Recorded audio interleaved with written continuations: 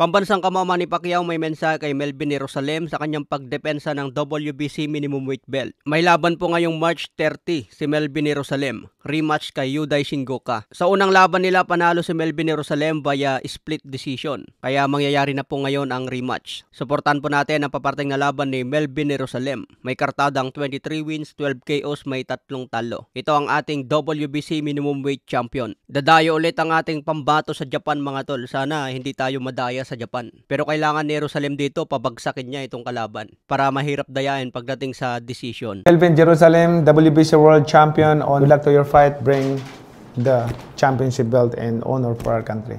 Sa iba pang balita, Floyd Mayweather pinagmalaki si Terence Crawford. Sinabi ni Floyd, I think Terence Crawford right now in the sport of boxing is pound for pound best fighter. Ibig sabihin mas mataas sana si Crawford kumpara kay Naoya Inoue at Alexandre Usyk. Sa iba pang balita, kumpirmado na ang rematch ni Fernando Martinez versus Ayoka. Mangyayari na po ang laban ngayong May 11 sa Tokyo, Japan. Sa unang laban, panalo si Fernando Martinez, kaya magkakalaman ulit ngayong rematch. Mukhang marami tayong aabangan na laban sa darating na Mayo. May 2, laban ni Ryan Garcia, Devin Haney at Teofimo Lopez. Magkakasabay yung tatlong yan. May 3, laban naman ni Canelo versus William Iscal. Undercard naman si Munguia versus Bruno Soras. Pagdating ng May 4, laban ni The Monster na Naoya Inoue sa Las Vegas. So marami pang laban sa darating na Mayo mga tol. Kahit ngayong April mga tol, maganda rin yung laban ni Jaron Butch Ennis versus Eimantas Stanionis. Unification ito sa welterweight division. Sa iba pang balita, kasado na rin ang laban ni William Cepeda versus Tevin Farmer